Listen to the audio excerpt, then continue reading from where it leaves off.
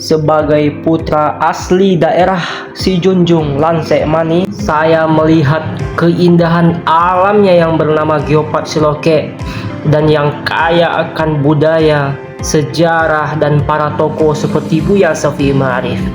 Namun, di balik kekayaan itu, ada satu fondasi penting untuk masa depan yang harus terus kita bangun bersama, yakni literasi. Di era digital ini, membaca bukan sekedar mengeja kata. Ya, ia adalah kunci membuka dunia, menyaring informasi, dan memajukan peradaban suatu daerah. Pertanyaannya, ya, sejauh mana budaya baca dan perpustakaan literasi bertumbuh di Kabupaten Sijunjung? Jika kita lihat literasi Indonesia hari ini, literasi membaca Indonesia hari ini menempatkan peringkat 70 dari 80 peserta. Hal ini masih membuat Indonesia berada di bawah negara tetangga kita, Brunei, Malaysia, dan Thailand. Bukan hanya itu, menurut UNESCO menyebutkan bahwa Indonesia berada di peringkat kedua dari bawah soal literasi dunia. Minat baca Indonesia sangat memprihatinkan, yakninya hanya 0,001%. Hal ini berarti dari 1000 orang Indonesia, cuma 1 orang yang rajin membaca. Riset berbeda tentang World Most Literate Nation Ranking yang dilakukan oleh Central Connecticut State University pada tahun 2016, Indonesia dinyatakan menduduki peringkat ke-60 dari 61 negara soal minat baca, persis berada di bawah Thailand dan di atas Botswana. Padahal dari segi penilaian infrastruktur untuk mendukung membaca, peringkat Indonesia berada di atas negara-negara Eropa.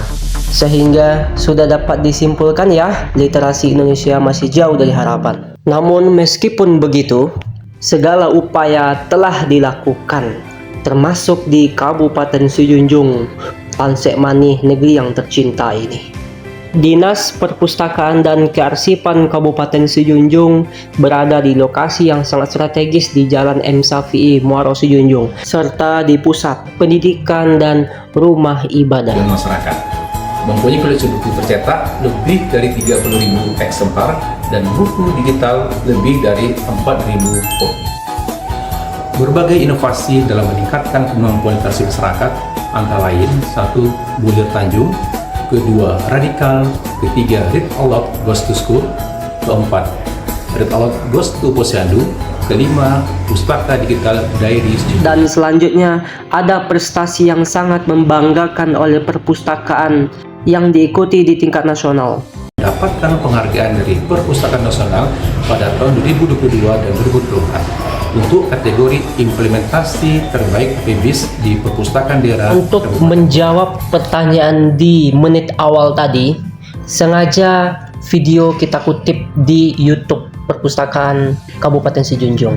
Ada 15 layanan atau usaha untuk meningkatkan minat baca di Kabupaten Sijunjung. Di antaranya adalah: pertama, layanan sirkulasi; yang kedua, layanan baca di tempat; yang ketiga, layanan referensi; yang keempat, OPAK atau Online Public Access Catalog; yang kelima, galeri anak atau tempat edukasi dan bermain anak; yang keenam, layanan multimedia; yang ketujuh, pojok baca Buya Shafi'i Ma'arif; kedelapan, BI Corner; ke-9, pojok KPU atau tentang laporan pelaksanaan pemilihan umum di Kabupaten Sijunjung; yang ke-10, layanan magang mahasiswa, siswa, dan pengelola pustaka nagari; 11, layanan transformasi perpustakaan berbasis inklusi sosial